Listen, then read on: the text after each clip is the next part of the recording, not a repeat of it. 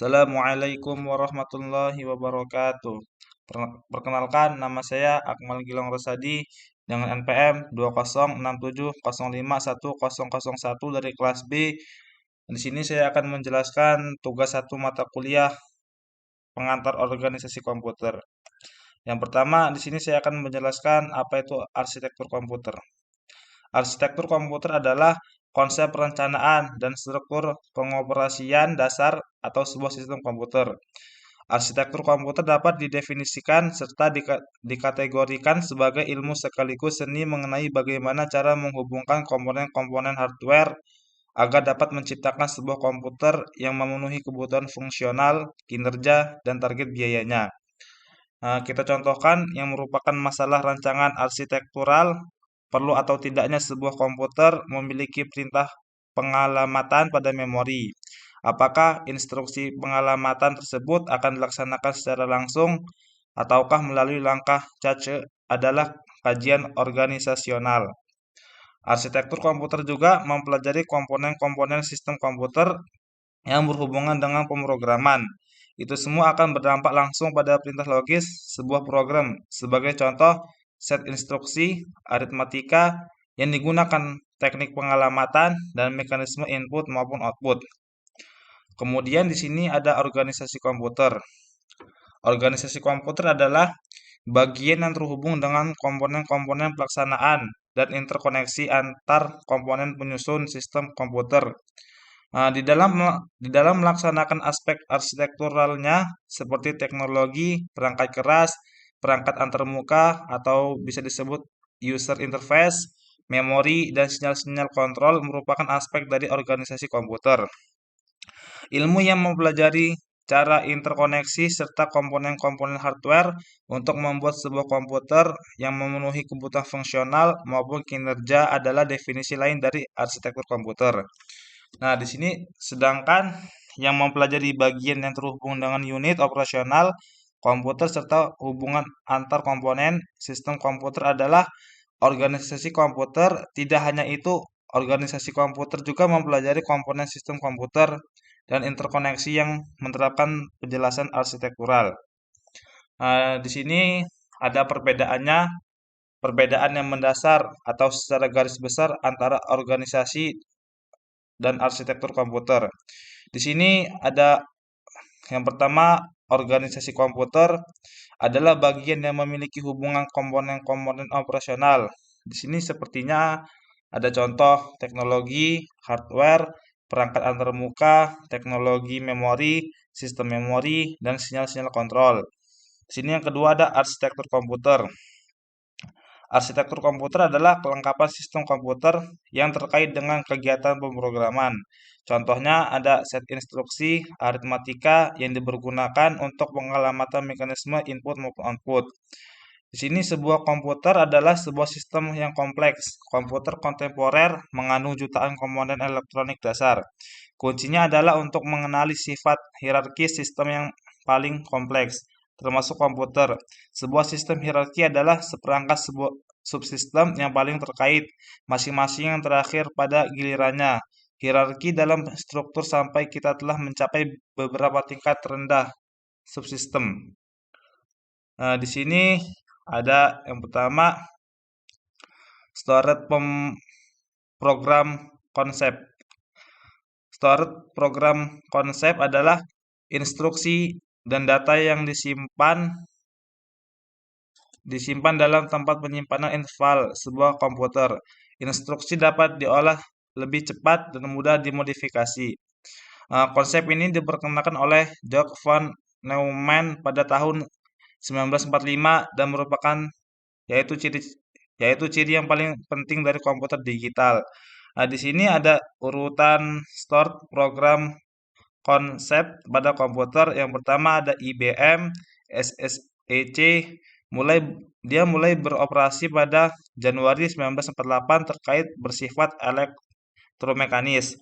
Yang kedua ada pada bulan April 1948, dia modifikasi telah diselesaikan pada ENIAC untuk berfungsi sebagai komputer program yang disimpan dengan program tersebut dalam tabel fungsinya dengan mengatur dial pada tabel fungsinya yang dapat menyimpan 3600 digit desimal untuk instruksi. Di sini ada yang ketiga, ada ARC2, yaitu mesin relay yang dikembangkan oleh Andrew Booth dan Kathleen Budd di Birkbeck, Universitas London secara resmi online pada tahun 12 Mei 1948. Mesin ini menampilkan perangkat penyimpanan drum berputar pertama. Di sini ada Manchester Baby, sebuah komputer elektronik penuh perkembangan yang berhasil menjalankan program tersimpan pada 21 Juni 1948. Dan dia kemudian dikembangkan menjadi Manchester Mark I yang menjalankan program pertamanya pada awal April 1949. Lalu yang kelima ada Electronic Delay Stroke Automatic Calculator EDSAC yang menjalankan program pertamanya pada tahun 6 Mei 1949 dan menjadi komputer operasional skala penuh. Kemudian yang keenam, EDFAC disusun pada bulan Juni 1945 dalam draft pertama laporan tentang EDFAC, tetapi tidak disampaikan hingga Agustus 1949. Yang ketujuh ada BINAC, dikirimkan ke pelanggan pada tanggal 22 Agustus 1949.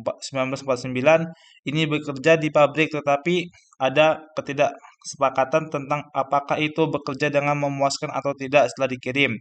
Jika diselesaikan pada waktu yang diproyeksikan, itu akan menjadi komputer program tersimpan pertama di dunia. Itu adalah komputer program tersimpan pertama di Amerika Serikat.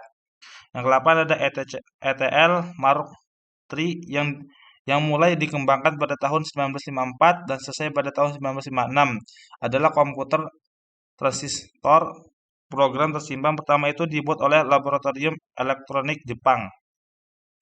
Di sini lalu ada perbedaan arsitektur von Neumann dengan arsitektur Harvard.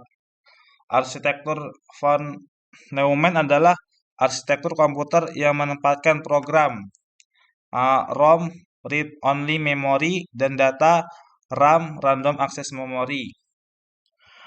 Dalam peta memori yang sama, arsitektur ini memiliki address dan data bus tunggal untuk mengalamati program, instruksi, dan data. Contoh dari mikrokontroler yang memakai arsitektur von Neumann adalah keluarga 68HC05 dan 68HC11 dari Motorola. Sebaliknya, arsitektur Harvard memiliki dua memori yang terpisah, satu untuk program ROM dan satu untuk data RAM atau Intel 80C51. Keluarga microchip Pitch 16XS, Philips P87CL XS dan Atmel AT89LS adalah contoh dari mikroprosesor yang mengadopsi arsitektur Harvard. Kedua jenis arsitektur ini masing-masing memiliki keunggulan, tetapi juga ada kelemahannya. Dengan arsitektur von Neumann prosesor tidak perlu membedakan program dan data. Prosesor tipe ini tidak memerlukan kontrol bus tambahan berupa pin input maupun output, khusus untuk membedakan program dan data. Karena kemudahan ini tidak terlalu sulit bagi prosesor yang berarsitektur von Neumann untuk menambahkan peripheral eksternal seperti A atau D converter, LCD, EEPROM, dan device input maupun output lainnya. Biasanya device eksternal ini sudah ada dalam satu chip sehingga prosesor seperti ini sering disebut dengan nama mikrokontroler. Di sini ada instruction set architecture. Di sini ada set instruksi.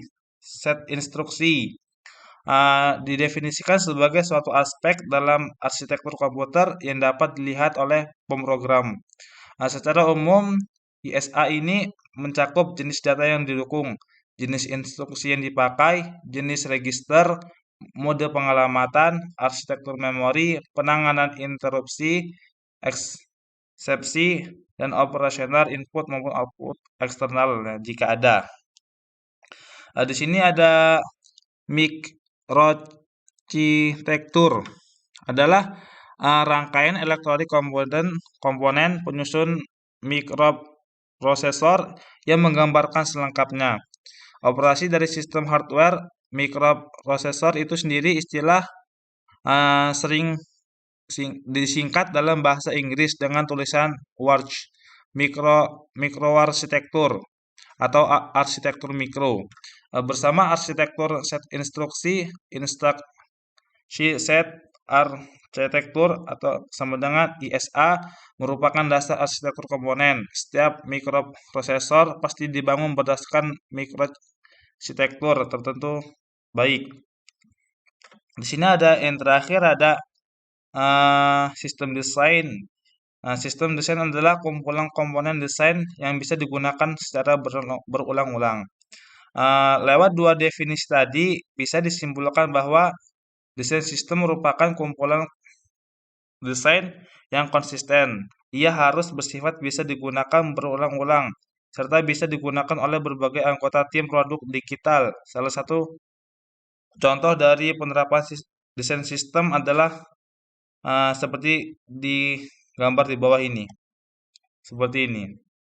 Kemudian, tujuan dari sistem desain adalah untuk memfasilitasi, untuk mempermudah pekerja tim.